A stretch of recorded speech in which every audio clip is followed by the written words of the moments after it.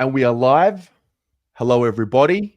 Welcome to the rating show here on the Blue Abroad YouTube channel. It's Monday, the 12th of May, 2025. We are here thanks to our great friends at Horizon Finance Group. We are here, Pommy, after round 9. We beat the Saints on Friday. We've had an entire weekend to just not be angry, which was great. It is, yeah, and we brought the curse, the Pom curse, on the Monday show as well. So, I mean, everything's coming up Millhouse. So what happens now? Do we just, keep you on until we lose? Maybe, hey, look, dispel the myth that there is a Pom curse. Do you know what I mean? I mean, I mean, we've got some. Can't wait to get in today. I'm still laughing at what you showed me off. It's completely done me, to be honest. But I'm sure there's some kind of spell that does. Yeah, we'll get it. We might get into that that's on the 7 o'clock show, just to break it up a little bit. But hey, listen, we brilliant. I think Dion knows. Hope you're all having a great Monday. We're going to go through every player, look how they rated, and get a bit of an idea as to where this team is and where it's going. I must say, after watching the replay and obviously being at the game, I'm interested to see. I don't expect there to be super high scores. If anything, I think there'll be a sea of orange to green, like a lot of sixes or thereabout. That's my guess. I don't know. I don't know how it's all going. Yeah. That was the feeling. Well, there's the show, everyone. See you at 7. Thanks very much. Peace. Appreciate you tuning in, guys. No, some quite surprises. I've got to admit, I would rank this top 5 of biggest chores I've ever had rewatching this game a total of 3 times, including the live. Really? That game was hard viewing, just so you know, hard viewing. But there's a lot to talk about from it. It's quite a nuanced win. Yep. And I like nuance. I watch games now and think of games as yellow, green, and red. Genuinely. So yeah, 100%. And there's a lot to take out of this game as well, because a lot of the ratings give us a segue into talking about what Voss did, partly under duress, partly under necessity, and a large part probably Ross the boss as well. So we get a lot to talk about today. It's quite a complex win, this. I'd say I've been very lucky this week. The 2 games that I had to review were this and the showdown. Probably 2 of the more complex analytical and tactical games that were on show this weekend. Yeah. Well, mate, let's not fanny about. Let's get straight into it. We'll start as we usually do. Jacob Wiedering gets the start this week, and he definitely patrolled that back line based on that heat map there. Guys, keeping in mind, if you're looking at the graph at the top, the orange is the AFL average, and the blue is this particular player and what they did in this game. So, Pommy, what do you see from Jacob's game here? As boring as paint drying is Jacob Wiedering to analyse from a statistical point of view, whatever he does, he does. I like to call him the janitor this year with JSOS, because what JSOS doesn't stop, this guy cleans up.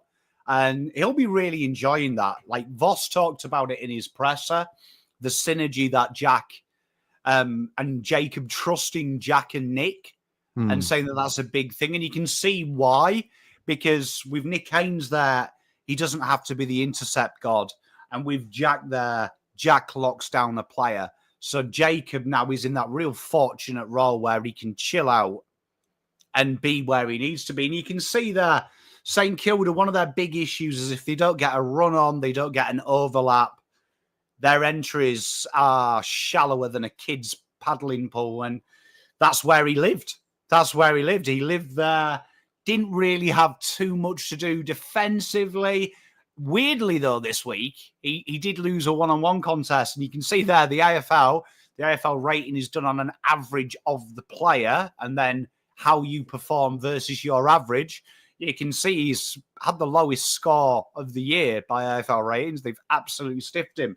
Obviously, we don't do that because I think it's unfair for an individual player. We do it against players in the position, but that would explain the AFL rating. Gotcha. Yeah, well, 16 kicks. I don't recall too many games of seeing Wiedering kick the ball that many times or even have the ball that many times.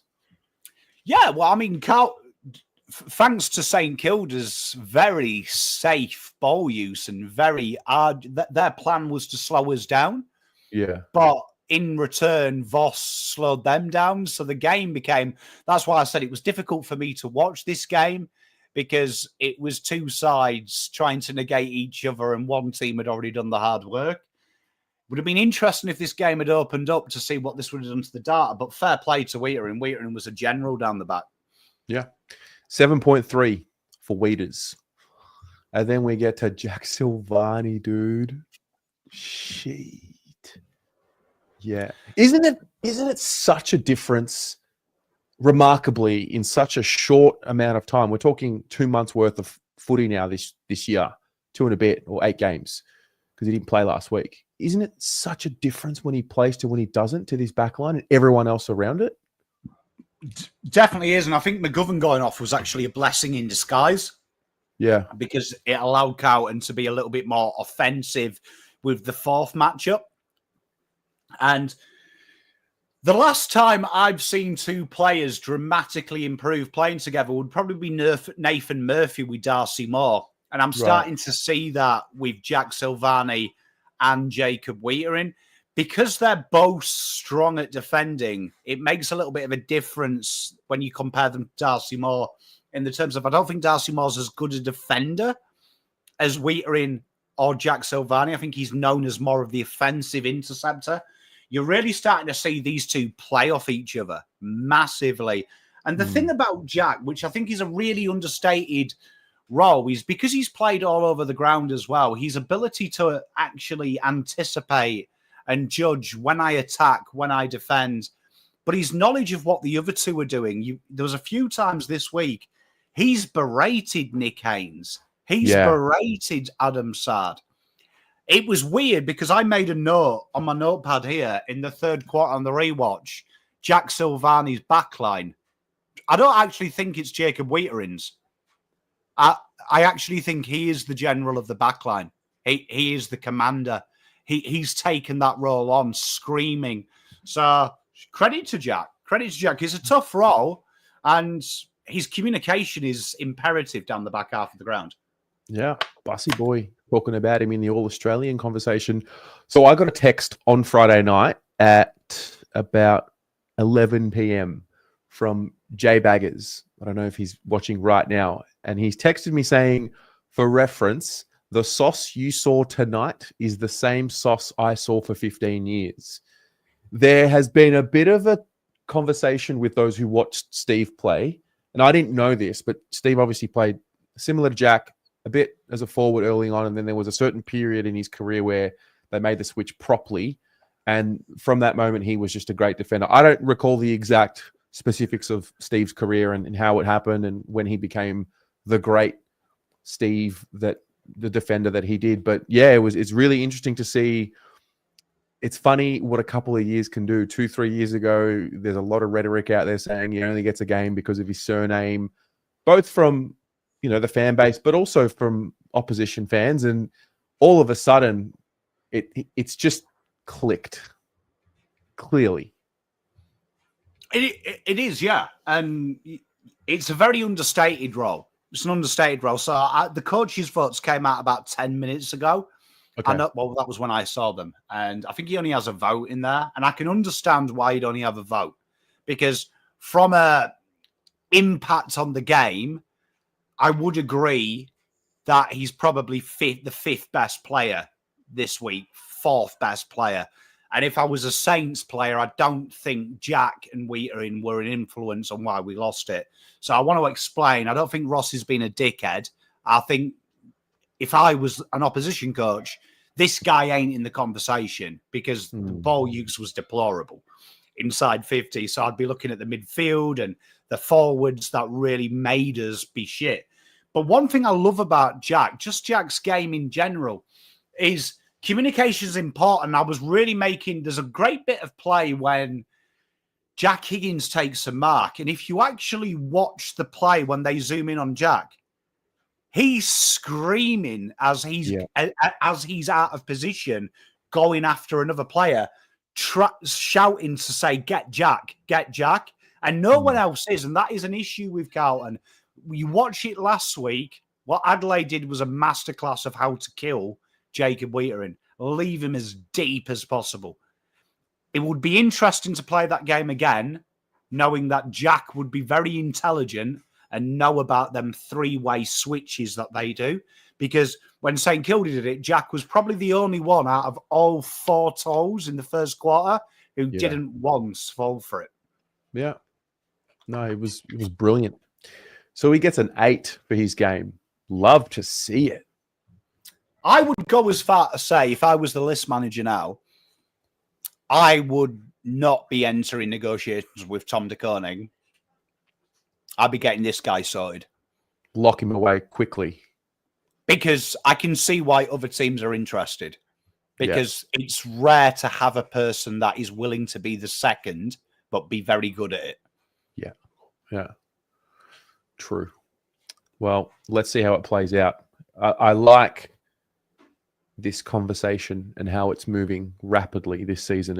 It's one of the. I think if you lose Jack, you're fucked. TDK, I get a first. I can maybe make something happen. Jack, we've been waiting for this hole for a long time to be filled, and Jack has filled it. Yeah, that's true. We know we can't fill it. Yeah. All right. We will continue this conversation about him later, no doubt. He'll get an 8. Then we get to Adam Sard. We're already seeing, I would say, in the last month, barring last week, a different role for Sard. It is, and this is a real problem role for me at the minute. A real problem role. So I've done a video. It hasn't come out yet, but it was about Adelaide Crows and the one missing jigsaw piece they have, I think, to win the flag. And I think Adelaide Crows in the last 4 weeks have been the most impressive team that I can tell. Nix has said the average score for us to win every game is 80 points. We don't have to be great defensively. We just have to get them to 80 because we will score 100 with our eyes shut. And I mentioned a guy that plays for Saints, and that's why it's relevant to this conversation, Nasir Wangani Milwera. I was like, if I am them, I am doing everything to bring him in, because if I had him, he is the missing jigsaw piece. And Sardi's kind of playing that role. And if you watch how these two, we're going to talk about Nas later, identical. With Sard, you look in the league at the minute, everyone who's playing this role is a kid. Reason being, they're fast, they're bold, they're ambitious. It's an interesting one with Sard because with Newman coming back, I don't think Carlton can play this way and get the best out of both with Nick Newman and Sard the way Sard's playing. And this isn't a knock on Sard, but I don't think Sard is defensively sound enough and at the minute isn't offering us an outlet enough for me at this stage. It's solid, but I would be looking at this role and thinking, this has to be the exit. This has to be the exit. And at the minute, it's not being used. Who do you think suits the role in that case? I couldn't tell you on our list. Like, genuinely, like, I look at the VFL and it's interesting. The two best games from Billy Wilson have been with Doc in, right? And I think that symbolizes what Doc is. Doc is the steady horse to allow someone to take the piss offensively, which Billy does. I think Billy is the guy who's probably next in line. But I also think Cowan is as well. But this is a role here that this isn't a knock on Sard because it's still a decent score. It's AFL average. If you look at modern day football now, every top team, this role is killing people. And at the minute, I don't think, with all due respect to Sard, I would not be setting my opposition side against Carlton worrying about Sard. I'd be like, okay, cool. He's just going to get the ball a few times. Interesting. So you don't think he's damaging enough to be worrisome? No, and I think Carlton have been quite open. Haynes, McGovern, Wheatering are the ball users down back. Mm. And it's an interesting one. I understand why, from a tactical point of view, how we play, but you look at every side in the top of the league at the minute. This is the position. How many times do we cover a halfback on this show as what hurt us? At the minute, I don't look at our halfbacks and go, oh, shit, I'm in for a day today. Yeah. Okay. Well, Sadi gets a 5.8. We'll watch this one as it progresses over the next few weeks. Then we get to Lockie Cowan, who was obviously taken out of the game. Watched the replay. I still couldn't really find where he did it. There was the passage of play where he set up Will White's goal with the long kick and he was taken to ground. And I thought maybe he felt something in the hammy there, but I really couldn't see where he did it unless somebody else has seen it. But what did you make of his first half? This honestly was, I was getting a little bit excited. When McGovern went down, Lockie slot into that role. And if you've been watching this show, I feel like Cowan is the natural replacement for Haynes or McGovern, whichever retires first. We'd assume it's Haynes, but the way Haynes going, maybe it's McGovern. And he looked all right, because one thing that you get out of this guy that you don't get from the other two is the ability to extend pressure and tackle pressure. And then he went down. I'm not too sure, Terry. I'm with you, because I did see him run to the bench on the live. And like I said, it looked like a routine run to the bench. Yeah. And he was just going to get a little bit of a rub down and have a bit of pickle juice. But as for the game, not really much to say, because it came in as he was switching. And then almost instantaneously, he got injured within a couple of minutes. And this is, again, there was rumours he was hurt last week, wasn't there, Terry? This is probably another thing where you look at it a little bit and you go, was he carrying something into the game, being speculative?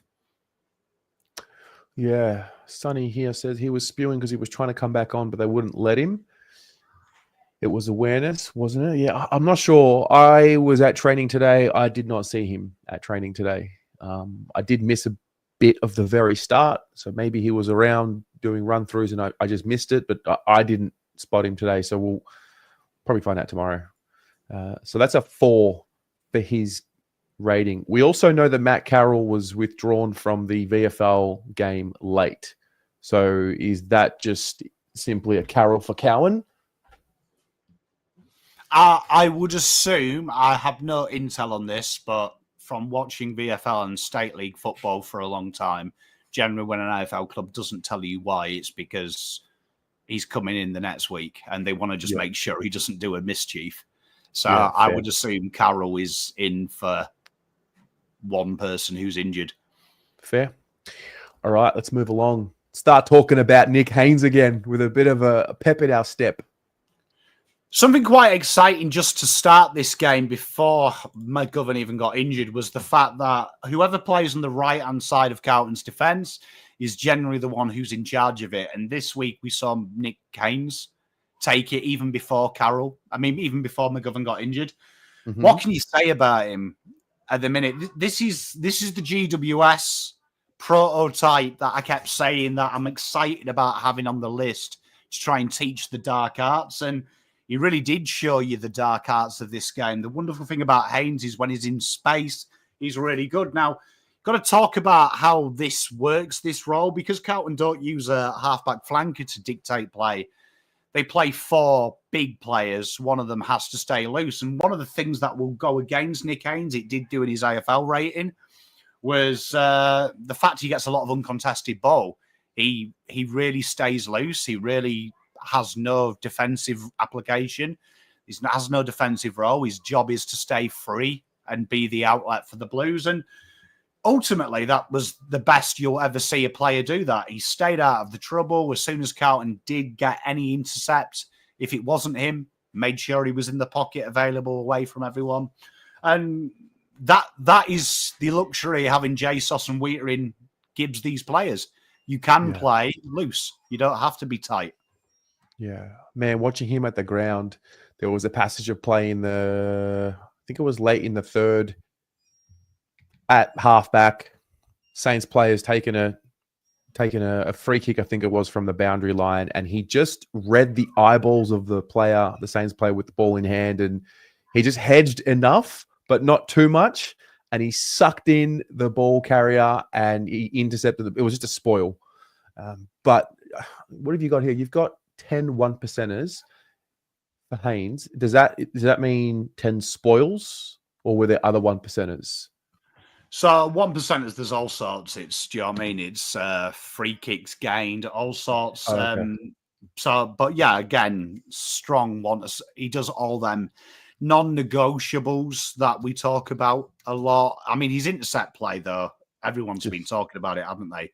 He has been insane. And that's like what you said, Terry, the read, his ability to read the play. There's a couple of smothers in them 1%ers as well. Don't know if you saw it when Jack Higgins went into the pocket and went to cut it back. Yeah. He was quick and smothered it and got it out of bounds. Can't teach intelligence. No, you can't. It's the haircut. I'm telling you. It's the haircut, mate. Ever since he cut that hair. So 8.6 for Haynes. That's a great score. Then we get to McGovern, who was this week's victim of the quarter one substitute. So disappointing, because I thought he was starting the game very strongly. It was an interesting one, because I still stand by. I don't think he can keep playing this 4-toe down the back. And I think we were very lucky or validated. Suppose the only difference between luck and a plan is the result and the naivety to give the person the intelligence claim. But Mitch McGovern did start on the left-hand side, which usually means that he's going to be more defensive. And the wonderful thing about Mitch is you'll see there, double the meters gained per disposal. He was charged with, which is where Haynes went wrong in the first couple of weeks. You don't really want Haynes kicking it long. You want Haynes building up play. He's more of a playmaker. So this is an interesting game, because we don't know if this would have worked or not. He did look physically up for it, though. He did look like he was ready for a big shift. Going to be interesting if he does play this week, because obviously to go to hospital with a sternum, even though you're all clear, you're probably going to be badly bruised. And Sydney are a physical side. Yeah. Well, he trained today. I didn't see anything that looked like he was limited. However, it was a pretty light session, very much skills-based. It wasn't a strong contested type of session, so there wasn't a lot of contact, but he wasn't on the side of the ground, doing the modified program, the run-throughs and the laps. He was in the training session. So I don't know if that speaks to anything about his prospects of playing this week. So we'll see about that. 3.8. And correct me if I'm wrong, is it every game now that we've made the sub in the first quarter? Or is it most games? I'm still waiting for confirmation from a good couple of mates of mine. I did put them to task over the weekend, but unless you're me and you ask a statistician to do something, they don't have a good turnaround rate. But I do believe, by my vague calculations, Cooper Lord averages the most minutes in AFL history as a sub. There you go. There you go.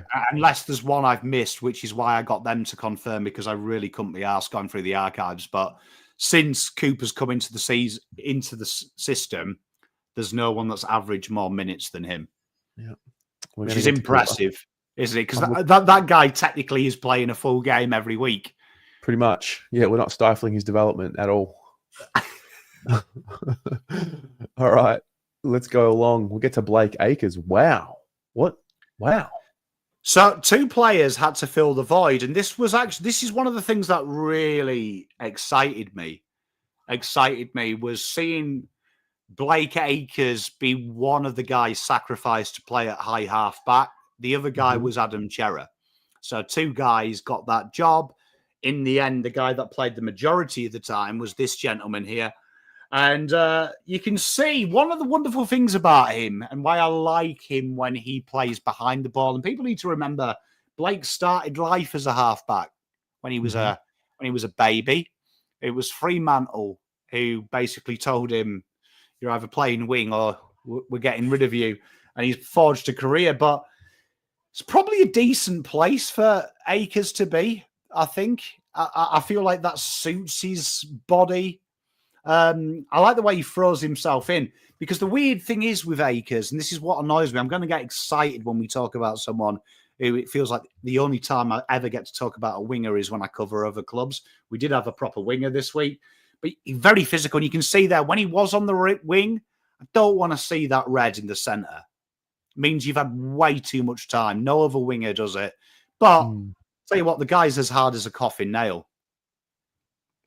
Yeah, well, when I sat in my seat start of the third, I was just praying that he was going to get back on the field because I really did feel like we were one more injury away from potentially that game just being too much of a task given the demands of the game. So fair play to him for finishing the game. I saw him today just doing laps, no strapping on shoulders, but that's because he wouldn't have been doing any contact drills. He was just doing laps to the side. So I don't know what I would guess he mentioned after the game that it popped back out. It popped out, but he can play through with it. So this reminds me of, Corey Durden had this happen a few times last year. So I don't know. I don't know what they do. Bro's tough. Yeah. Bro's tough. You can't argue with it, but to go stand under some of them high balls like he did in the fourth, with a shoulder that's popped in and out. Yeah. Tell you what, sometimes all we have to ask for is a bit of balls, and that's ballsy because that will have hurt. Every one of them bumps will have twinned. Absolutely. So 5.3 for his game. Then we get to the captain, Patrick Cripps. That heat map, that red dot right in the middle. What does this tell us? And I do feel like sometimes Voss watches this show. Because do you know what I mean? Behind every good idea is usually an English accent, I always like to say to my kids. And we're starting to see this with Cripper, with Cripps, this little moving forward, which teams don't like. And it was interesting because we saw Hewitt match up a lot on Steele, which we haven't seen, but we also saw Cripps, I thought, underrated. Would have been in my 3-2-1 votes. I thought Cripps' game was sensational, the way he generaled the midfield. But then when he went into the forward line, he was an issue as well, was a little bit of a link-up play. Real solid game from Cripps. And this is, we're starting to see, again, we just said Jesus probably controls the midfield vocally. Defense. Starting to feel like Cripps now is the secondary, and it's more his midfield by his output as opposed to him being a 40-touch footballer. Like, he really set the metronome of when Carlton needed to be physical, when Carlton needed to get it away. That first half, everyone will mention his pressure acts and his tackles. That first half when Carlton got the run on, this was Cripps winning the tough ball, getting it straight out on the onside. And without that lead we had, we couldn't have shut this game down with the extent we did. So I thought Cripps was Herculean in this game. Yeah. He's doing the thing where he times his runs in games now. He's really worked on it. There's a bit of Wiedering and Jesus with him. I think now he fully closes his eyes and trusts Hewitt will win. Yeah. So he can piss off. Gets a 7.9 for his game. Then we get to the man you speak of, George Hewitt, who I think it's been a lot of people are talking about him now, which is great. But I think what is being lost in the rhetoric from the mainstream media is that he's still doing a job on someone while doing what he's doing with ball in hand. Absolutely dominated this game. And when I saw the coaches' votes, I was intrigued to see who would get more, Cripps or Hewitt. I really was. I was like, because if I was Ross, these are the two that really fucked me off. These were the two that really took the piss out of us this week. And I was happy to see Hewitt got his due diligence in this game and got his just desserts, because I really like him. And we've always been hot on him in this show. We always have. Always been hot on him. And it's good to see him getting the worldwide respect. But I don't think he's a man who cares, to be honest. And how Carlton doubled up, do you know what I mean, on Hewitt making sure that ball never left cleanly. The way that they interchanged Cripps and Hewitt on Steele or McRae was sensational. Cherry will come to as well. His run with roll at times was sensational. But this is the best Hewitt we've ever seen. Incredibly well-rounded, attacking, defensively, hard-working. Really good to see. Really good to see, and very, very good performance. Someone just wrote here he was cited. I believe he was. I think it was wasn't it a fine? For what? What I missed that. Pretty sure he hit someone off the ball, didn't he? Interesting. I haven't seen I do remember seeing it on Twitter. There was a Saints person who, like, do you know one of them? Oh, he did this. He's a bad man. Oh. I don't know if it was. I don't know if it was true, but I did read it. So I did see a Carlton comment. Oh, it's the tripping. Okay. Trick. That's I didn't see it. Yeah. Oh, also, Bluey. Best thing you can do is just hit full screen, bottom right corner of the video. If you're watching on, I guess you're watching on a laptop, you can just watch this whole show on full screen. Solves your problem, my friend. Okay. So Hewitt, 8.4. Great score. Great season. Great player. Ooh, Cooper Lord. This was the one, wasn't it? This was the one that gives you a glimpse into what happens if you play him in his best position. Yeah, so we've talked about this quite a lot, right? Get rid of the Motlop experiment. Give the minutes to Lord. And this week we saw their minutes almost effectively switch. So this guy got a lot of mid-time this week. And it was the extra around the stoppage. And where the game was heavily won by Carlton was probably the best way to describe it. I used it in my review. This was a matchup of intentional chaos versus chaos. Carlton tried to do it. And Carlton did play a +1 around stoppages. And Cooper Lord was the +1. And that passage of play everyone's talking about is what the Cooper Lord I remember in Sandringham. He is an on-baller.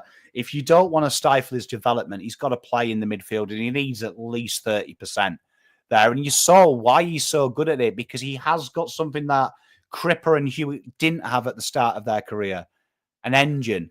He's got the cunning as well. He's got the fierceness, but he's also got a very good eye for being dangerous. So I loved his game. I really loved his game. I thought he was a problem for St Kilda from start to finish. And you know what? It'd be nice for him not to have to rely on Carlton having a soft tissue to get a full game. I would love to see this guy from the day dot, but fair play. He did his job. No, he threw himself at everything. And you know that Carlton are going well when the club are putting up behind the goals footage of, gut running efforts. So, his effort to be available for the mark he took, which eventuated in his shot on goal, which became a really important late goal. I think, it's good. It's good to see him get some reward, because he's just chipping away at it. And he has his fourth quarter as well. Not many people will talk about it, but his fourth quarter, they moved McRae because they were sick of Carlton. And Cooper Lord was 9 times out of 10 following him. And I didn't even know McRae was playing in the fourth quarter. And we are talking about probably the cleverest human being in the league at losing you round stoppage. I don't think Cooper Lord lost him once. So fair play to him. That's a tough matchup. Yeah. Then we get to Ches, who started the game so well and then had to change it up, take one for the team, go behind the ball. So how does the algorithm look at this game if he played in 2 different roles / positions? So a bit like Blake Acres, it judges them for the minutes and then gives them aggregate score if they played the full time. And then it gives him the full-time score if he played at halfback. And it basically deduces an average from the 2. So very tough for Chera.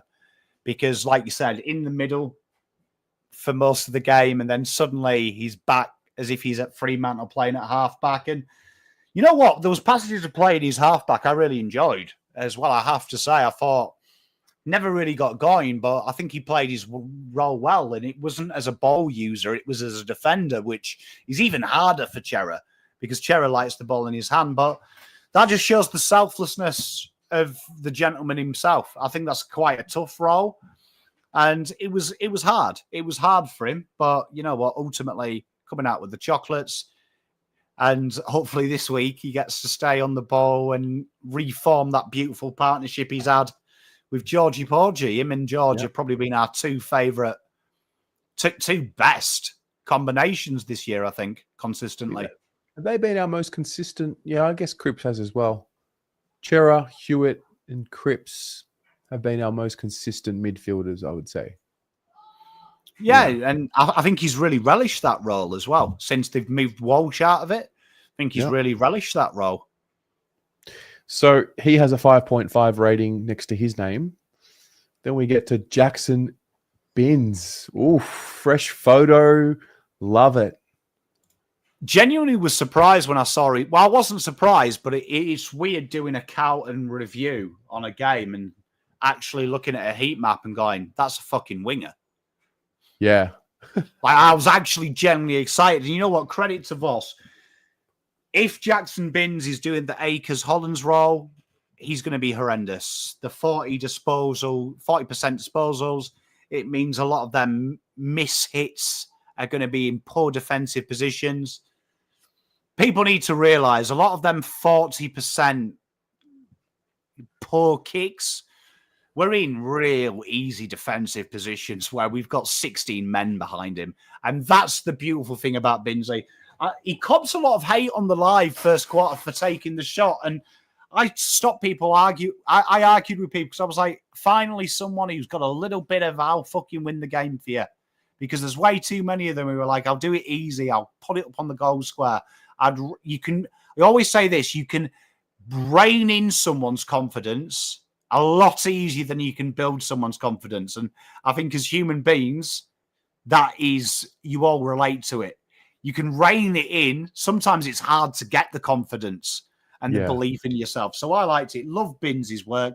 His 2 goals, I'm calling it 2 goals because one was unlucky to be touched. Absolute textbook wingcraft. Stay on the outside. Make yourself available when the ball's won in. GG's. Brilliant game from Binnsy. Give me more.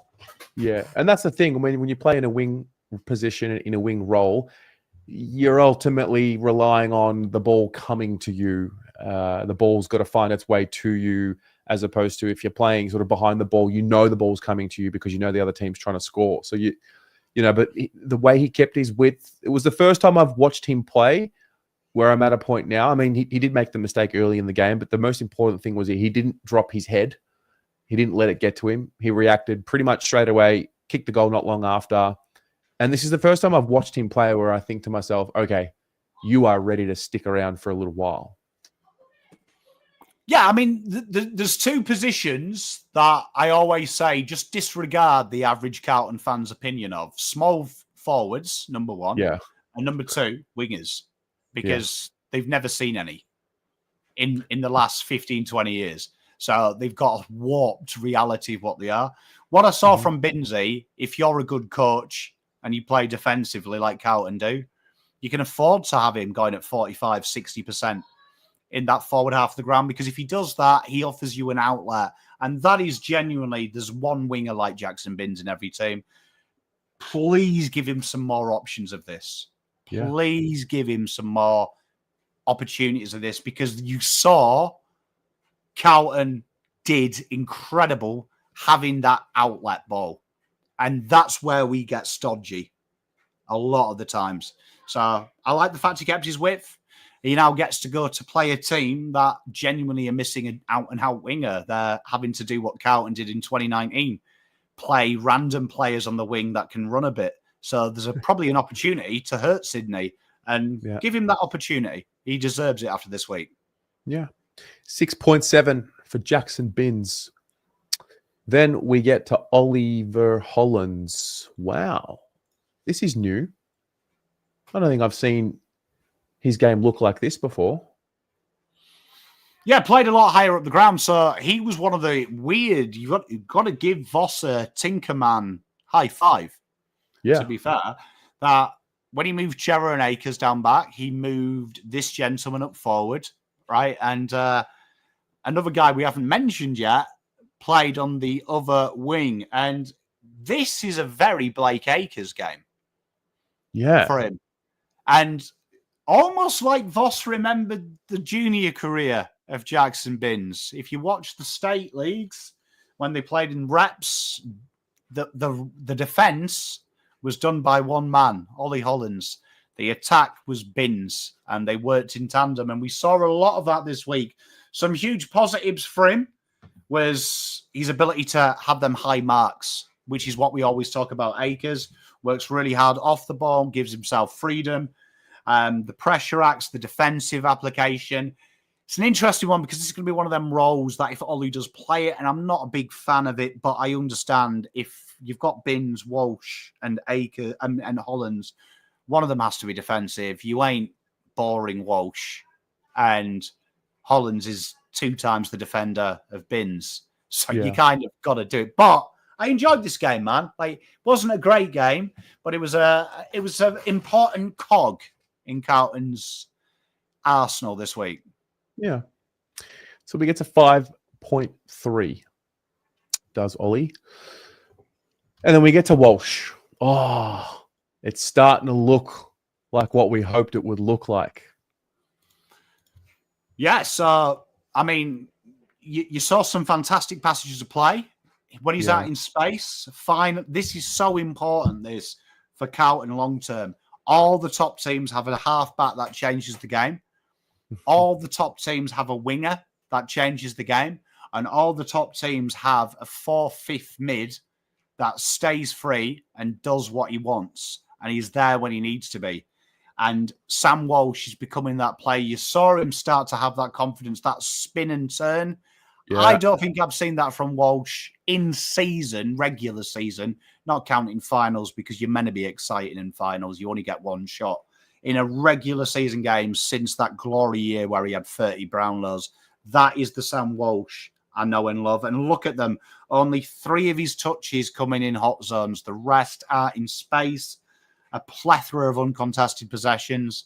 This is, if we're going to get the best out of Sam, see what I said about Jackson. Don't care if he hits targets.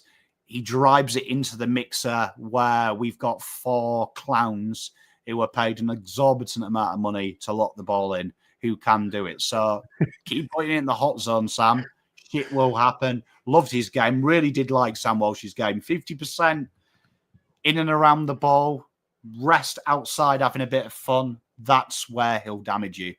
Yeah, I think I want to bookmark this game as the first time the balance looked like what we were hoping for. I mean, yeah, I don't want to chase down tackles, Terry, and shit. Yeah, wanting forward of center. Well, 9 score involvements. That's a big one that's been spoken about here on the show. He's always going to have his pressure acts up there above the 20s. He is a tackling machine, but it's getting him out in space. The ground ball gets 7 of them, and then the inside 50s, 5 of them. So, yeah, I mean, he can get 30 on any given day. But I think this type of game is going to be the difference between us becoming a great team. You know when you go on social media, right, and you see this comment, Nick Dacos ain't that good. How many contested marks? How many contested possessions does he get? And, you read it as an intelligent human being, and you're like, why the fuck would I drive a Porsche in a shit field? Do you know what I mean? Yeah. I want it on the road. Translate the same thinking with Samuel Walsh. I don't want Samuel Walsh winning contested possessions. I've got 2 massive ogres who are debt collectors off field, George Hewitt and Cripps. Why would I want to send this little guy in there? I want this guy feeding on the hard work these monsters do. Great to see, because you know what? I can see it's taken him a little bit of time. It's taken him a little bit of time because you've got to remember for 2 years, we've played him in and under the ball. Yeah. In and under the ball. He's got to go back to that. You know what? I'm a fun footballer. I'm not an ugly one. And there were signs this week, I thought, that were just telling me, give it a couple more weeks, because I reckon Big Pomco, he's due a 4-week block of 3 Brownlow votes. Yeah. I can see it. I can see he's going to go for a 4-week block where he's unplayable. Yeah. I can't wait. It's coming.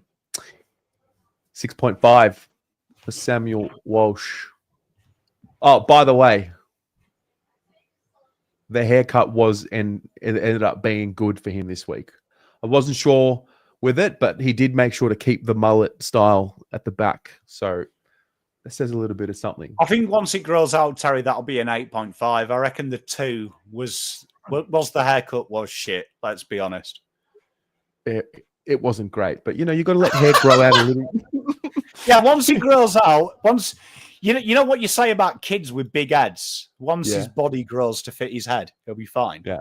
Yeah. Same with Sam. Once his hair grows out to fit his face shape, brilliant. Yeah. So just keep it up, Sammy. All right. De Koning. Now, this was such lazy build-up by the mainstream media. Also, can I just call out Anthony Hudson for something? I watched the replay. And the first quarter, he every time De Koning did something, he's like, oh, it could be. And De Koning, and whatever he did, he would always then make a reference to, oh, it could be with his future teammates. I'm like, mate, what's that about? So just want to call that out. Yeah, not much intelligence in the AFL media department, to be fair. We are scraping the barrel. But this was probably my favourite matchup of the week. I think we learned 3 things this week about in this game. One of them would be, it is obvious how Tom De Koning and Rowan Marshall could play together, right? 1. Number 2, you could see the disparity in skill levels between Rowan Marshall and TDK. TDK, a lot more comfortable driving in the ruck, a lot more happy there, being the exit, being the extra mid. Rowan Marshall loves going forward, being the conduit, everything that we wished TDK would be at times. And number 3, how great was it to see 2 players fighting incredibly hard to get the other one to be defensive? This was a proper, not many times do you watch 2 rooks go at it, but it was a proper 50-50 battle. And what I find fascinating is I went through the forums at the end of this game, and Carlton forums, 90% of the comments, 1.7 million, get rid of TDK, he's not worth it. Rowan Marshall battered him. And then I went on Saints forums, and they were like, Rowan Marshall's a hack. TDK baffed him. And I was like, fascinating how people view the game, because I just thought you saw 2 guys doing all they could to make the other one play to their strengths, which is what we want players to do. And ultimately, I think both of them took the chocolates. I think you just split this one 50-50, shake hands, maybe give it to TDK because he won. Probably his team won. But both of them, it was a phenomenal battle of wills, and they were both fantastic in this game. Yeah, I'm glad you mentioned that, because I think the perception gets warped based on the narrative. Yeah, it's very rare you see the head-to-head look like this, even when it's a key forward and a key defender, like those old school battles. It's definitely a bit to it, but it's coming along nicely, Tom. You know what annoys me, though? One criticism of Tom. Rowan Marshall ain't physical. Rowan Marshall don't want to wrestle you. Rowan Marshall wants to play ball. So annoying that if Tom had played like this over the last 2 weeks, I reckon you may have seen a difference in there. And that is the next layer for me. For me to pay over $1 million for Tom, I need assurances that he realizes that he's the daddy. I can make old big guys play my game, getting the confidence. And number 2, give me more in the forward half. Give me more, because I think he's got it. I just feel like it's a confidence thing where he kind of like feels like, oh, do I want to take Riley O'Brien to the cleaners? I feel like that's the thing with Tom. Once he's got that in his head, I'm confident against Gawn, English, all them players. I have more of a fear when he comes up against a wily old coot like Goldstein. Yeah. Grundy will be an interesting battle, because I feel like Grundy has redeveloped his game to be a bit of a thug now. He's lost that yard of pace. Be fascinating this week. Can TDK just pretend it's Rome Marshall? Because if he does, that'll be a 10 next week. He'll kill Brody Grundy. Yeah. Let's see. 7.3 for De Koning. Then we get to Elijah Hollins. Wow. What's going on here? So because Carlton shelved that banter plan for Motlop for most of the game, that went quickly. Carlton added a new role, which is, to use it in the AFL terms, it would be somewhere between a Tom Papley when they're fully fit, kind of like an Isaac Heaney now.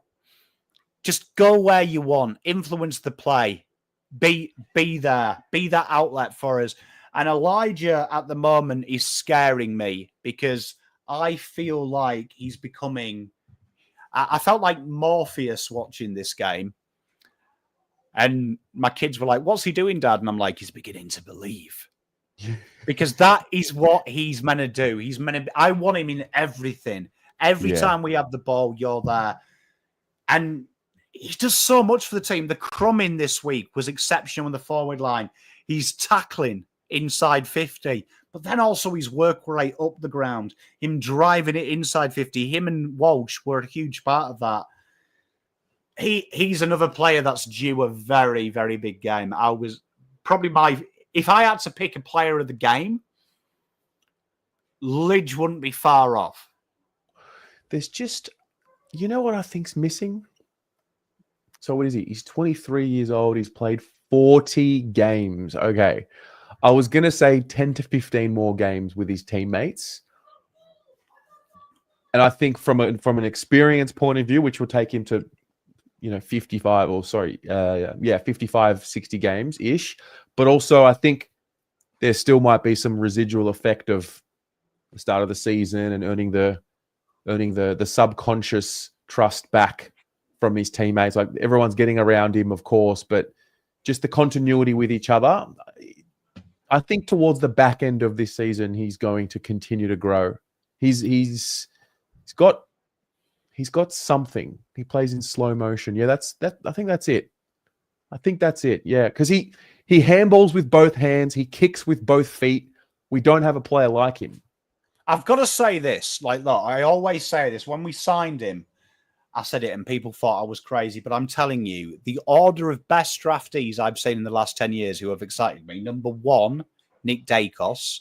Number 2, Elijah Hollins. Oof. So Nick Dacos, Elijah Hollins, right? I will make a bold call now. He's going to piss about and get 6 to 7s.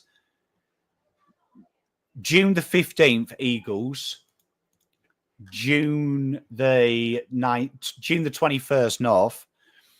Is when this guy fully believes. I reckon we are looking at a 30 get touch, 2-goal game. I reckon he needs a fully fit block and then play 2 batshit shit sides, break the game open, and once that game happens, look out.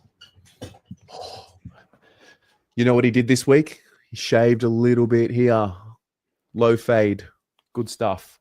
You know the things I always get excited about, and we talk about this a lot, is being in the right place at the right time, and eventually it will pay you back. If you do the right things, eventually the ball will find you. You watch him this week, there was so many times when Carlton did something good. If the player with the ball just thought a little bit differently, you could have gone to Elijah, but they went Walsh. They went the players they're used to. Once that's Elijah, look out.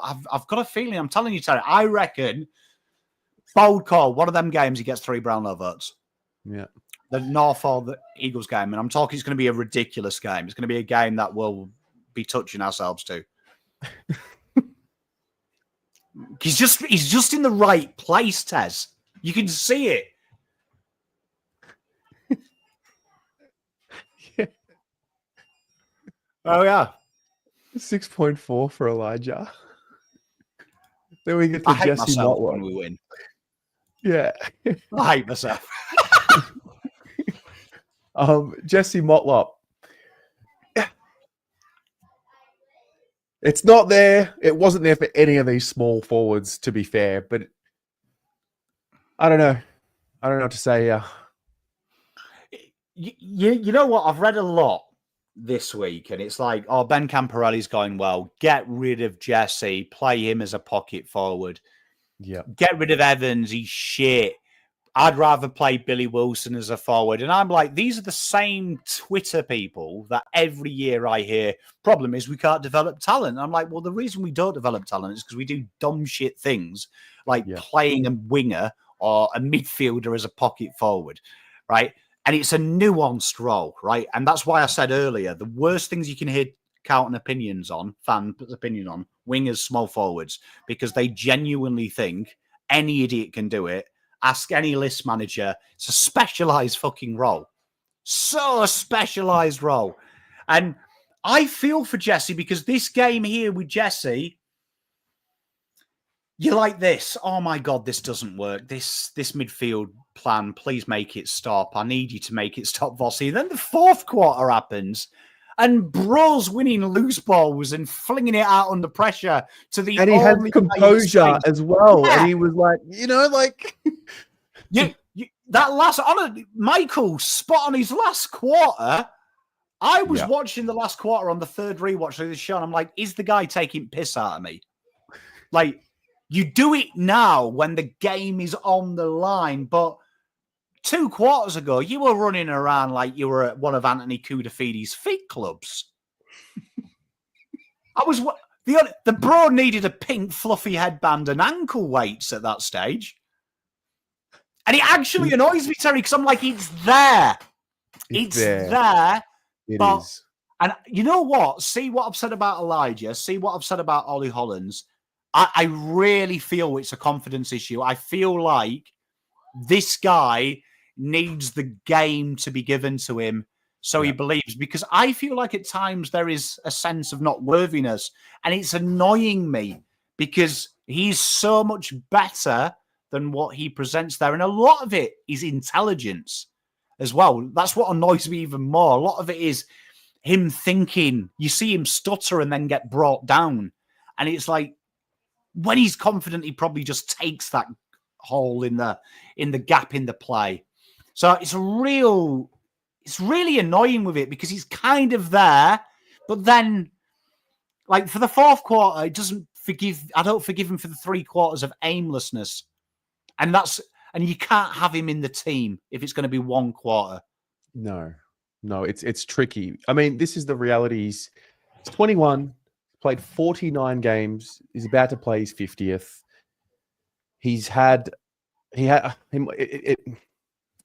He might be suffering from the fact that he kicked 21 goals in his second season, and the trajectory looked remarkable. Last year, awfully injured. This year, he's not playing the same role as 2023. Plus, we've lost OE, so naturally, the thought process goes, oh, well, where are those 30, 27-ish goals, whatever, coming from, 33? But yeah, I found myself watching him on Friday. I mean, like, mate, where have you been? And then in that fourth, in those critical contests, the composure was there. And I don't know, like, at what point are you not a kid? Because you know how, the rhetoric, play the kids, develop the kids. So based on that logic, who's the kid? Like, I still think he's in his last season of his kidness. For me, you've got to be better. But then I'll also say this. One of the most stupidest comments I hear is, should have taken Liam McMahon over Francis Evans. And I'm like, well, the problem at the minute is we've got no fucking small forwards, right?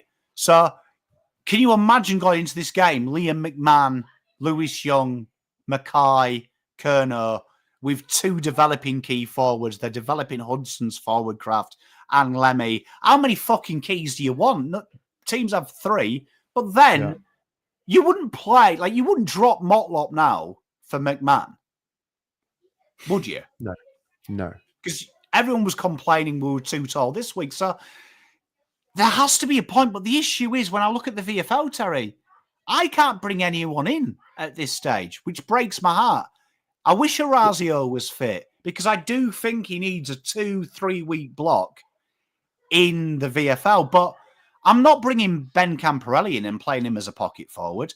I'm not bringing Lucas Camporelli and bringing him in as a pocket forward because I want them to develop as a potential inside-out midfielder and a halfback outside midfielder. Why would I change it? Because then is why we got rid of SPS, why Zach Fisher's rubbish, why Paddy Dow's rubbish, because what we did is we got too excited and we tried to rob Peter to pay Paul to get someone to play a different role that we didn't have the players for. So it's a real tough one with Jesse because you hope it works, but I can't see a fix for 4 weeks.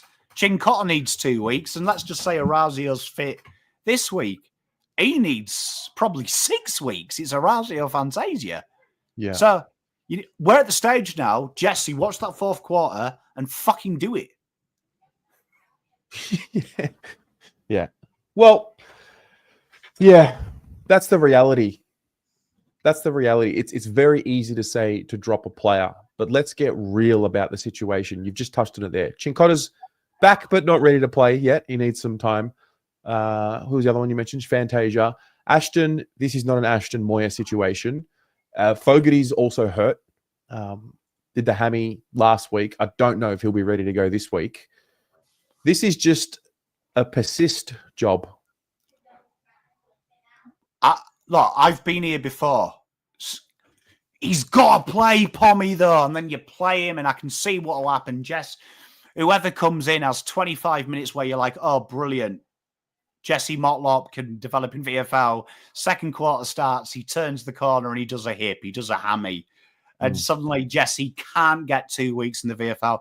Definitely a confidence issue, but spot on, Terry. Like people saying Ashton Moyer, like I've seen that on Twitter. Another podcast keeps saying, why can't you play him small? Bro's not a small forward, mate. Like he needs to develop his craft as a third. ASAP Rocky as well. So kind of in a rock and a hard place. But it's annoying, Terry, because that 10 minutes of 120 minutes is such a good 10 minutes. And it does beg the question, you can do it when the furnace was on. Yeah. When the game was all of our terms, you were singing fucking 1980 songs with the other chicks at Cooter's Fit Club, bro. Come on. Because he can do it. So I'm beyond, he's a kid. He's good enough. Do it. Right. What's his rating? I don't see number 44 here. Oh, sorry, Terry. It's okay. Sack me. Look, I've just done a Jesse Motlop first 3 quarters. But here he is. Here he is. Last 10 minutes. I've lost 10 minutes, Jesse, now. There you are. But whoop. Boom. Okay. 3.8. Do you play him this week? He is playing this week in his 50th game. This is it. Nothing you can do. Honestly, there is no one in the VFL. If you relisted all them VFL players, I wouldn't play any of them. Yeah. He's got to do it. Yep. All right. Let's move along. Then we get to the other small forward, Corey Durden. Missed his opportunity to keep his streak alive for games and goals. How did you watch his game? Oh, this is a really annoying one because I want to caveat this. We've slated Jesse for 5 minutes. Well, we're giving him love as well, but this wasn't a small forwards game, man. The way Carlton entered the ball, the way that the system was, it was very deep entries, no pace to the ball in the second half. There's not much what they can do. But another one who, when the game was on the line, he rose. And we always talk. I remember doing these shows with you 2 years ago, and everyone was complaining that no one stood up to the plate when the game was on the line. Now, I feel like we've got quite a lot of players. It's about finding that consistency. What I like about him, though, was we questioned Carlton playing a defensive forward. Very happy with Corey Durden that he's still getting into them attacking positions, but providing defensive pressure. And what do we always say? I want you to do something. If you don't kick goals, give me something. I thought he provided well. It was very Fogarty as well with his score involvements this week. Always in and around them scores. And goals didn't come, but crumbed well, tackled inside 50 well. Yeah. They all had a very similar game. Absent for the majority of it, and then they had their moments. Durds was no different here. He gets a 4.9. Then Will White. Was he in the same bracket here? Well, I mean, he gets to come home and say he kicked a goal, but again, another one who, you know what, this might be controversial. I really didn't like Will White's game this week. Like, I really like him, but I was watching Jack Higgins, who literally has nothing else to do with his life than hang about in the forward pocket and kick a goal. Like, literally, that must be what Ross says to him. I want you to do sweet fuck all, we'll find you, kidder. And he's like, okay. Will White has the same role at Carlton. You don't have to do anything. Just be there. And I felt like this is where you've had a little bit of confidence. You try hard, make something happen. And that's probably my biggest issue. I don't see that in Motlop. I don't see that in Durden. I don't see it in Will White. I don't see a small forward on our list that can make something happen.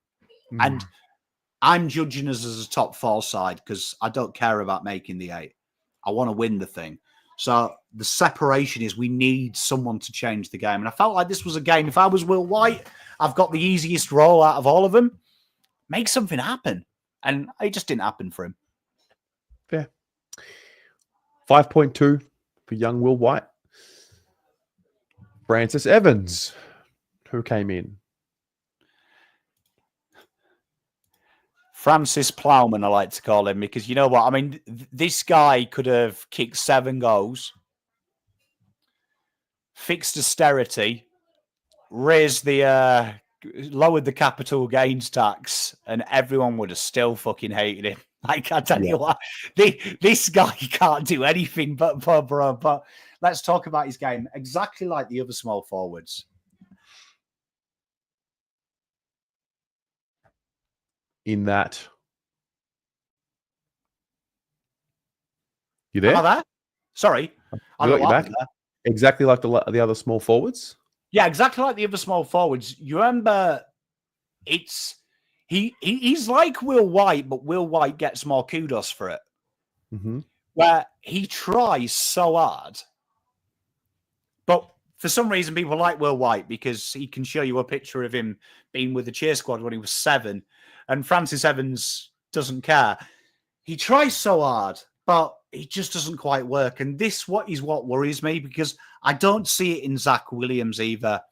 I don't see it in really anyone who can change it. It's always going to be a system-based small forward line.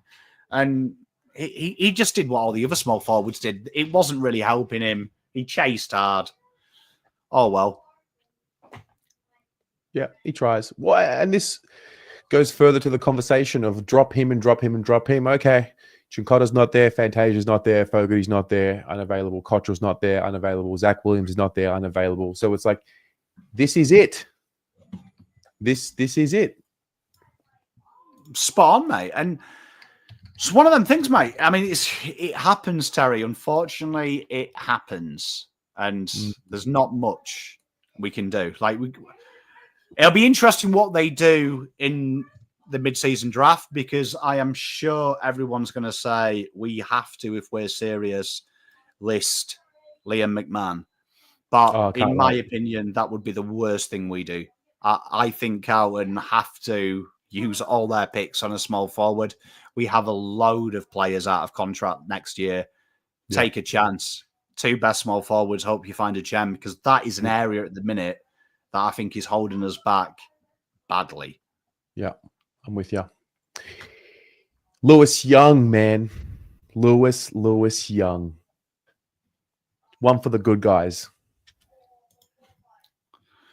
Well, we talked about the 3-toll system. And if you remember, I said it doesn't work in today's AFL unless you have a huge system. And why Adelaide make it work? They're really awkward when you watch Adelaide play. They take it in turns being the baby, stay at home. And Fogarty, Thilthorpe, Walker, they rotate heavily. One of them stays in the goal square. What I love about Lewis, and you know what? I watched this game and I was like, Charlie and Harry both play better when they get their hands on the ball. Do you know what I mean? But when they get their hands on the ball, if they have to stay in the forward line and it doesn't come in, they fall asleep. Lewis allows them just to plonk him at full forward, which meant someone always had to be there. And you saw how Harry and Charlie worked off him. It freed them up. And then he kicked a goal and bang, happy days. I really like Lewis's game. I think for me, he is a forward and I like what they're doing with him. Like we've got so many keys now if you include this guy because Jesus has taken Lewis's spot. Lewis now takes that break glass in a case of emergency. I think he's so much more reliable in the forward line. And then it's now taken the pressure off Lewis Young, Hudson, Harry Lemmy and Hudson O'Keefe. They can develop now. And I think this makes him look a lot better. I like his role here. Yeah. Well, I mean, you were with me Thursday night. It was, I mean, there's always a meltdown over team selection, but I think most, if not all of us, were thinking either too tall. Some were going as far as saying the game was lost at selection. I honestly thought that he was named the way he was named because it was the first time he was named this season with Charlie and Harry playing and Jack Silvani playing. Usually he's come in this year when, Harry was unavailable and then when Jack Silvani was unavailable and he played in defense. So I thought he was there as a bit of a game. Maybe if Charlie was sore and didn't play, Charlie would be a laid out and Lewis would play forward. Or if Charlie was fine, Lewis would come out. But I think Vossi tried something different. And who would have thought? I mean, I'd love to know what would have happened if there weren't injuries. Because when he kicked his second goal in the second quarter, Lewis Young, I thought we were about to blow the game open. Yeah. I mean, look, it was probably the worst tactical display I've ever seen from Ross. The old mantra, down on the interchange bench, spread the team. Yep. And he didn't. But you know what? Fair play. You've got to give props here. Harry and Charlie do their best work up the ground. And we always have that argument. One of them has to be the sacrificial lamb, pull their arrogance out and go, I'm going to support the other one. Or cheat. Someone else supports both of them. Because when we see Harry and Charlie's heat map, you'll see how well they operated. Okay. So Lewis gets a 6.2. And then Harry. And then there was Harry, who responded from his poor game last week with a game-winning display. Fantastic, mate. Fantastic. And what I want to show you a bit later on is I'll show you how other forward lines operate. But this is exactly where you want Harry. You want Harry working up high. And wait till you see Charlie's heat map. It really complements them. And what happened here is Carlton suddenly found that conduit that they don't have. They always had an outlet. You saw TDK's heat map working up the wing. He was that exit kick when we had to kick deep from back half. He was the target. Then he had Mackay or he had Kerno to kick to. And then they in turn had the other one who wasn't there. And then Lewis at full forward. And suddenly that bomb kick down the wing everyone gets sick of, right? Which every other team does, looks normal because you've got a step ladder to get to the goal, as opposed to what we do. We kick to one of them and hope he can kick it 85 meters to the other bloke. So real solid game. And you know what? Fair play in a game that's all about mental health. A man that stood up and admitted that he needed some time away from the game to benefit his team and to make himself better as a human being and get himself sorted and find happiness again, to kick the winner, huge. Yeah, there was a difference in his approach to contest on Friday. Can I just see here, 1v1 wins. So does this say he won like He didn't lose one. 10 one-on-ones? So it's 100%. He won 10 one-on-ones. No, it's 100%. So that's that's the average one-on-one win percent for a forward is 75%. Gotcha. He is 100%. Understood. Okay. Gotcha. Yeah. 10 marks, 5 score involvements, 3 tackles. But his work in the ruck, there were 2 things I noticed about his game. His work in the ruck, he was looking to grab that ball wherever he could, as opposed to tap it, which love. And then, correct me if I'm wrong, I don't think he tried a snap for any of his shots on goal. where he could I have can't and remember. usually would have. I think his first shot on goal, I thought he generally would snap that one. There was one that was relatively close where he always goes around the body, but it was like he was determined to kick a proper drop punt set shot every time. Yeah, well, I wanted to show you this. This is Riley Thilthorpe's heat map from the weekend. Very Wow. similar. So Amazing. working from full forward, right? Working from full forward to that pocket of space. And then if you see this one here, that should be on there, you can get an impression of how you can play in a 3 system. But this one is one of the more fascinating ones. So this here is the average position of Darcy Fogarty. He stays in full forward and he floats in the space where the other two don't occupy. And then what is always fascinating, you're about to see a very similar heat map to this. Okay. That's Tex Walker's. One of them works incredibly deep up the ground, clears out space, and they then genuinely do something different to us. They will leave their biggest guy, Riley Thilthorpe, in the pocket of space while the other two have fun. I thought suddenly that we might have unlocked how you can get the best out of Harry and Charlie. Like, let them spread out. Let them do what they want to do, but you're going to have someone staying at home. Right. Well, 8.5 for Harry, which is huge. So I'm going to show you Charlie's now. So Harry's heat map, mentally prepare for that. Okay. Lock that in your minds. And then this is Charlie's. Oh, that. Wow. So like we saw Texas, he gets even higher up because Riley O'Brien, no offense to him, has the marking ability of an otter. God bless him. So they have to use Tex as that exit out of D50 if they want to use that long bomb. They can't use Riley O'Brien. He's not very good at it. But you can see here, so Charlie, very similar heat map though, outside of Tex, working the opposite space up the flank, giving a problem to the opposition. And Charlie and Harry have both got the ability to kick big bombs out of 60. Say Charlie's more famous for it, though, isn't he? Off one step. And he was a constant menace because they have to come out to him. And it's fascinating. Cal Wilkie probably gets away with holding one arm more than anyone else. How fascinating was it to see Charlie take 2 one-handed grabs each time? Yeah, it was like he was prepared. It's like he practiced one-handed marks during the week, the way he took them. I found it funny. Everyone was complaining about it. And like when people complain about something that is really obvious, I'm like, okay, you only watch Carlton games. If you watch any Cal Wilkie game, he always does it.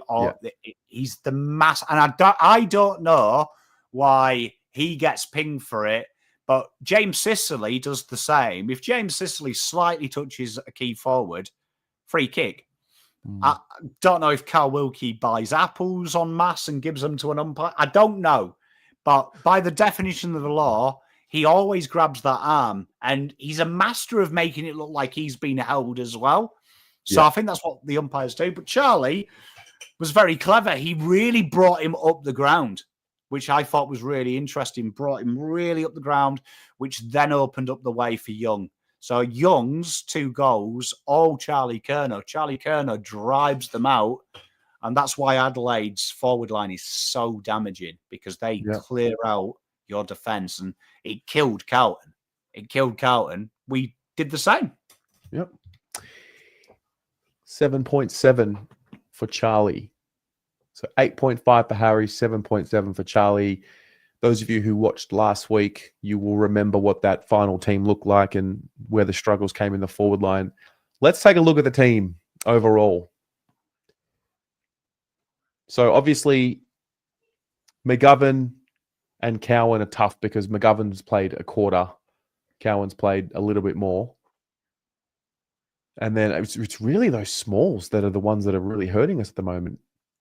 Yeah, and we've covered it. Well, it wasn't fluid ball movement. The second half is as bad a game of football as you will see from football. And when you look at top sides with top small forwards, balls moving in free flow, it's really nice to watch. For us, I think, I'll be honest, I watched that game and you could have put, who are my favourite small forwards at the minute? You could have put Josh Rochelle in that team, Charlie Cameron in his peak. and Liam Ryan, and I would imagine they would have the same stat line as all them four. Because you can only do what's provided to you. They don't win their own ball, small forwards. They're asking you to help it. So, but what is positive? We always say the things that let Carlton down. The engine room worked well. But for a change, seeing two wingers, Walsh and Binns, having a little bit of spread. Carlton had an outlet. So when we're always congested, it's easy to defend. It was hard to defend because Carlton had that jump where Binns was probably the most dominant player on the ground for 15 minutes. Carlton got that lead. St Kilda. We went with it. Voss said it himself. We had to go. We saw they were slowing the game down and we were like, okay, this helps us with the injuries. And then obviously everyone didn't have a good time. But that was imperative. Binns and Walsh won't get the kudos they deserve, but they probably won us this game because that 15-minute spell they both had got us the jump we needed to hold the result. Yep. So we'll take that.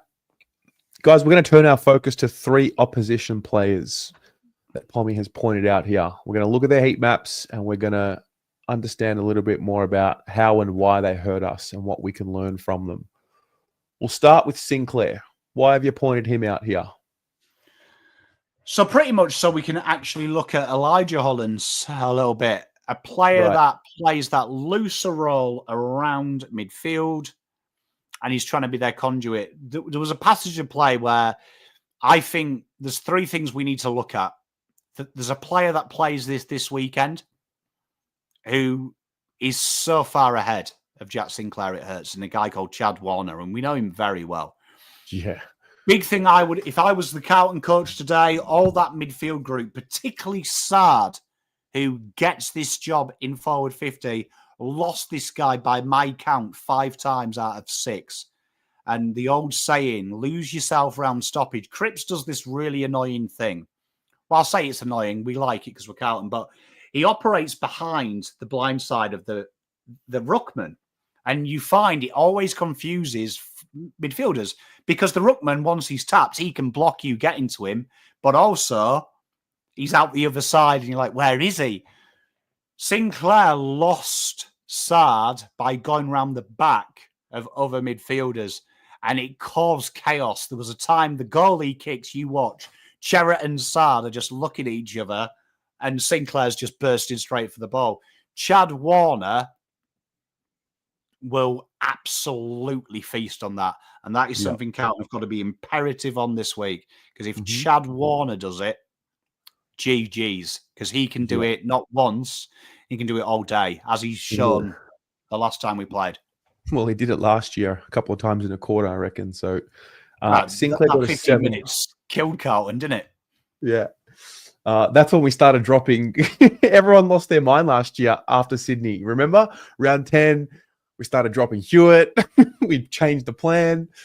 Everyone started talking about I'll never forget when Voss went Cripps, Kennedy. It was about a couple of weeks after that, wasn't it? Cripps, Kennedy and Hewitt all on the ball before they dropped him. Yeah. So, there's one. The second one was Nazaya Wanganeen Malera. Maybe one of my top 5 favorite players outside of Carlton. Why did you highlight him? Honestly, the issue with Carlton is when teams take the game on.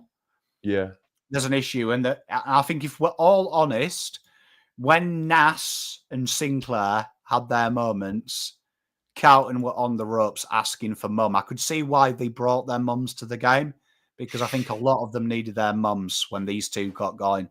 And Nass, I think he's one of the few players who will come out of this game and go, you know what? I was pretty the bollocks this week, man. Yeah. People need to give me a little bit of raps. And this is going to be a really interesting role this week for the Blues because there is a gentleman that plays a very similar game style for them that they like to use off halfback running through the midfield. And he's very underrated, Matt Roberts. Very quick, very direct. And you can see there when Carlton went up against Nass, they really did struggle this week. He was an absolute star this week. Yeah, no, he's a great player to watch. 8.2. And then finally, you wanted to highlight Mateus Philippou. There's a lot of players here. I want to give a shout out to Rowan Marshall. Was sensational, but I figured we covered him with TDK. And also got to give a shout out to Ryan Burns, who did give Carlton a handful until we shifted tact in the midfield and played that extra. They didn't have a plan for that. We did. But Philip Poe is another player that continues to be a thorn in Carlton's side. And that ability to move from midfield to the forward line to just take dirty marks. And that's probably the only issue when I look at Carlton at the minute.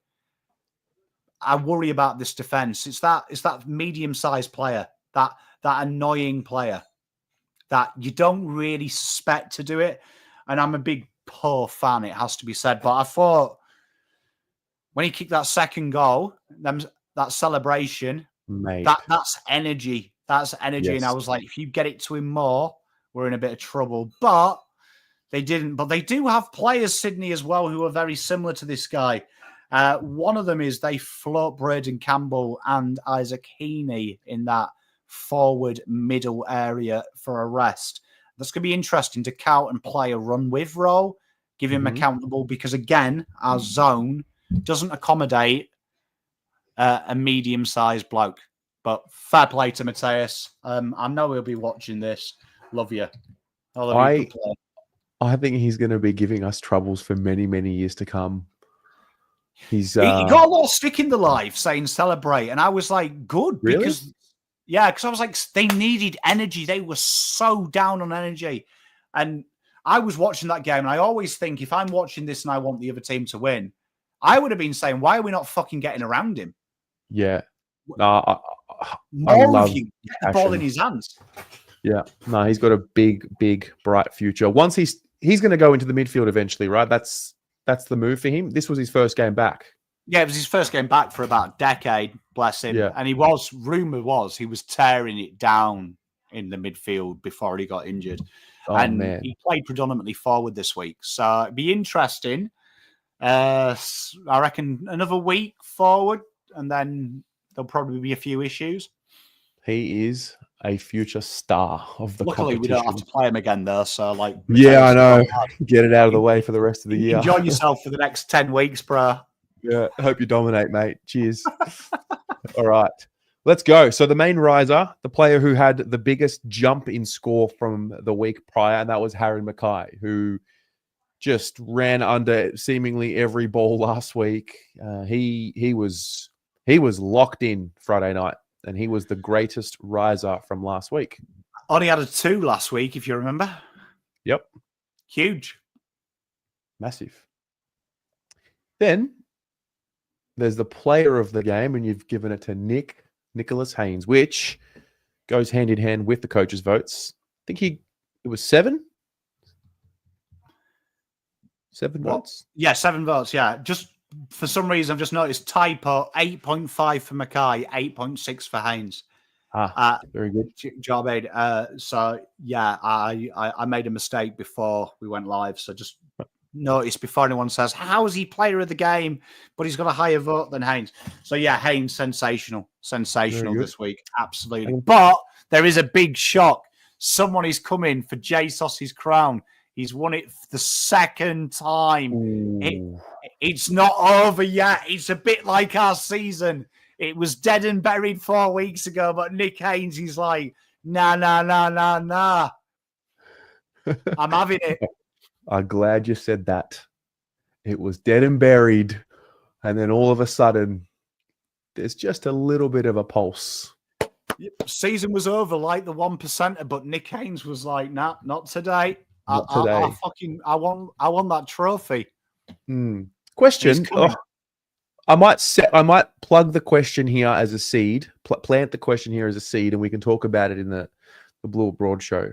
But we can touch on it a little bit here. I watched Nick Newman train today. I watched him train last Wednesday.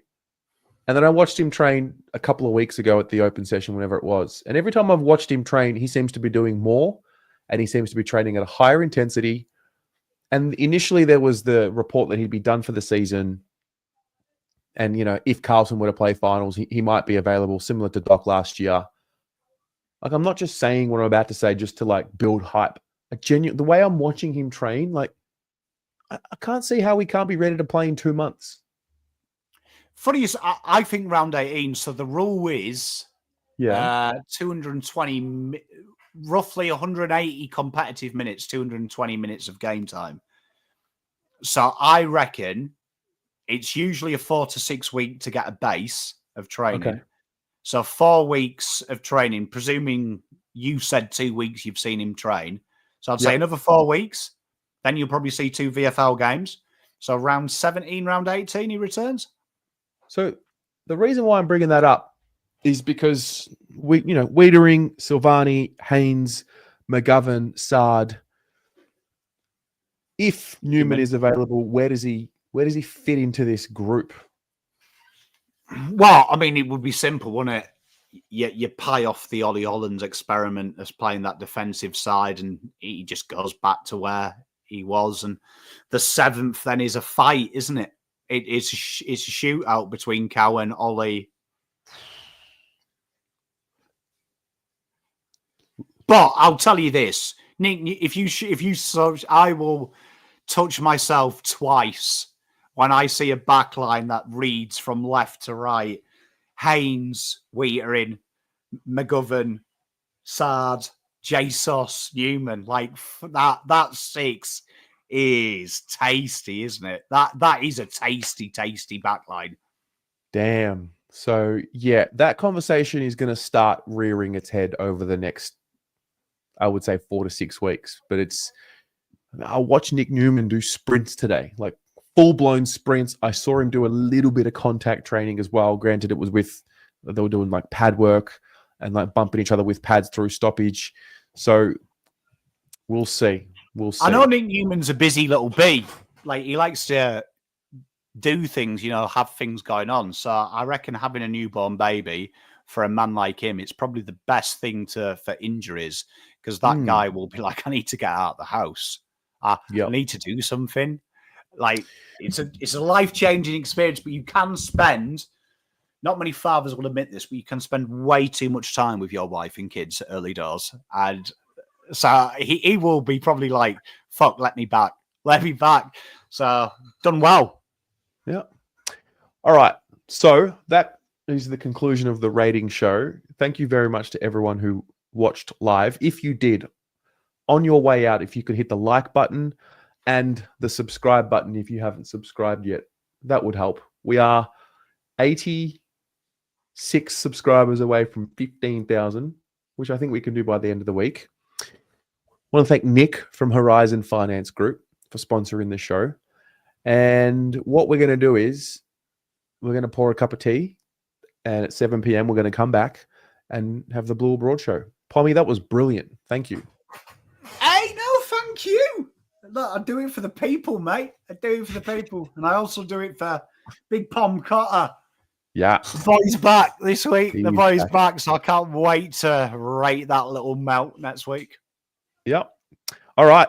Unpacking everything else at 7 p.m. See you all there.